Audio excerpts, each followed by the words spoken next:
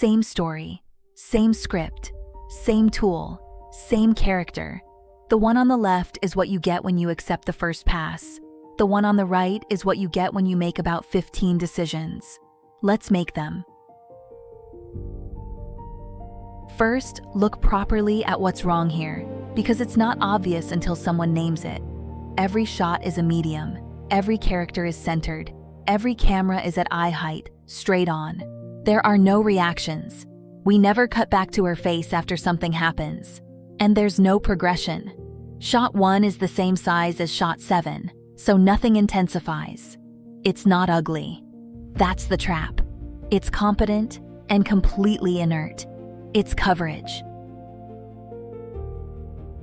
So, the tools. They're the 4 fields we met last time, and every one of them is a directing decision. Shot value is the most powerful thing on this screen because shot size is emotion. Not composition, emotion.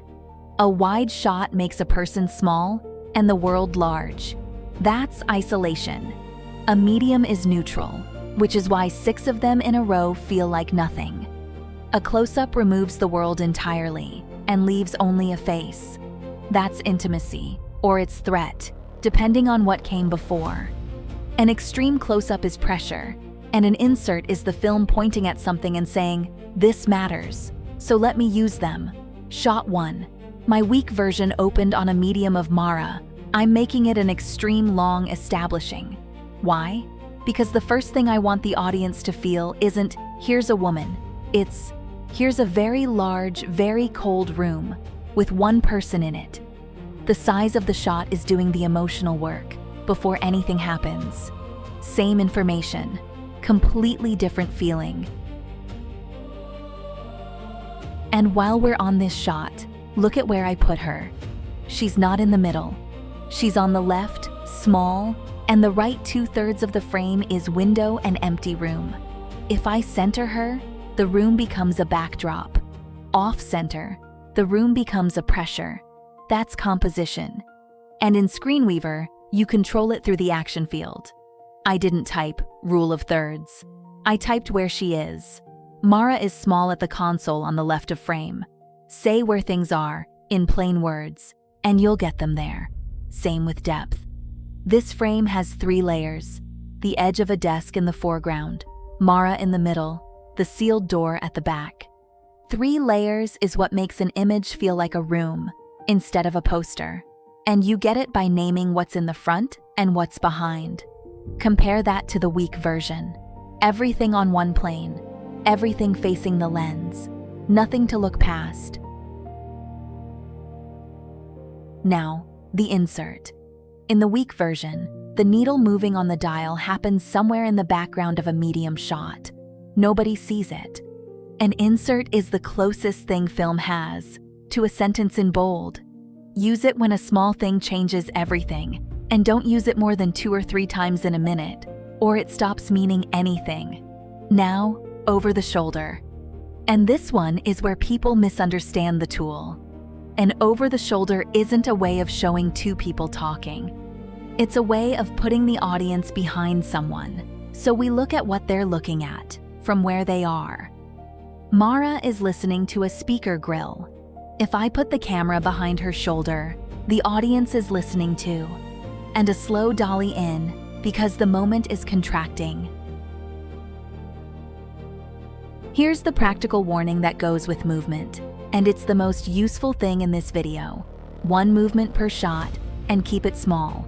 Every camera move you add is one more thing that has to survive the jump, from a still frame to video later. A slow dolly in is reliable. A crane that becomes a whip pan is a coin toss. While that list is open, there are 17 movements in here, and I want to save you some money. Static is not a failure. On a 10-shot sequence, 6 or 7 of my shots are static. And the 2 or 3 that move mean something, because the others don't. If everything moves, nothing moves. The reliable ones, in my experience, static, a slow dolly in, a small pan, a gentle tilt. The ambitious ones, crane, whip pan, handheld, look wonderful in a still, and are a coin toss the moment they become video. Save them for the shot that genuinely needs them, and never put one on a shot shorter than 4 seconds. The reaction. This is the shot the weak version doesn't have at all, and it's the one that costs the most to leave out. Something happened in shot 5. In the weak version, we just move on. But an audience doesn't experience an event. They experience someone experiencing an event. She has not decided anything yet.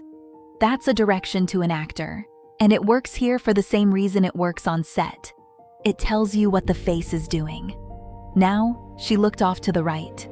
So the next shot has to be what's on her right. That's an eyeline, and it's the cheapest continuity you will ever get for free.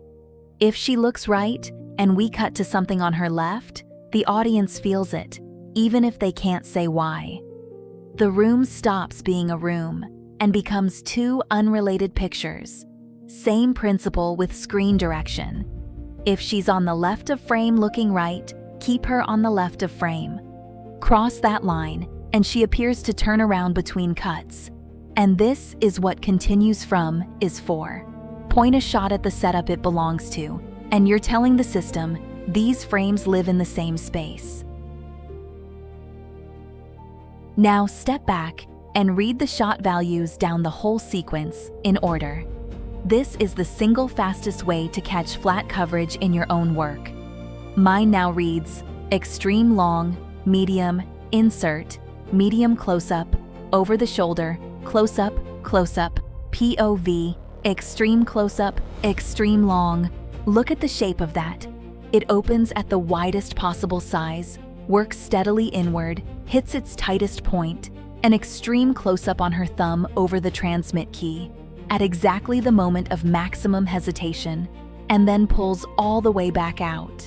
The weak version read medium, medium, medium, medium, medium, medium, medium. You don't need to know anything about cinematography to see which of those is a film. Get closer as the tension rises and pull back when it releases. That's most of directing, honestly. And notice where the extreme close-up lands, not on the reveal, on the hesitation, just before it. The tightest shot should be on the moment of most pressure, not the moment of most information. Duration is a directing tool too, and it's free. My extreme close-up is currently the same length as everything else.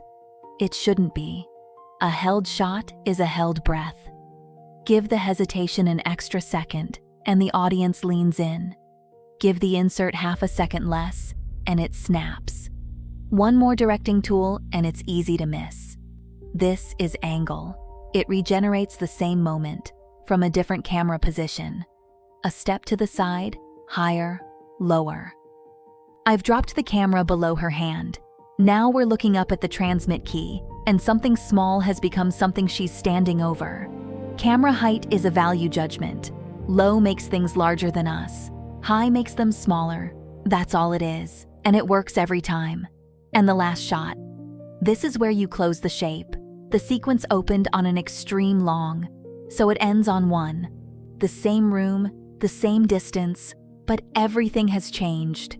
She's smaller now. The door is bigger. And in the window, there's a reflection that shouldn't be there. Opening wide and closing wide isn't a rule. It's just that a sequence which returns to where it started tells the audience it's finished. One last piece of advice, and it's the one that separates people who direct storyboards from people who direct films that actually get made. Every choice you make here has to survive video generation later. So while you're directing, be honest about what you're building. A character walking the length of a room in one take is difficult. A character standing still while the camera moves an inch is easy. 2 people interacting is hard. 1 person and an object is easy. Hands doing something intricate is where AI video still falls over most often. None of that means you can't tell the story you want. It means you tell it in shots that will exist. Look at what I did with shot 4. In the script, Mara crosses the room. In the sequence, I never show her crossing. I cut from her deciding to a close-up of her hand arriving. The audience does the walk for me. That's not a workaround. That's editing. And directors have used it for 100 years, for exactly the same reason. The shot they wanted was expensive. Ask yourself, on every shot, what's the simplest image that carries this beat? 9 times out of 10, it's also the better image. So, same script, same tool, 15 decisions.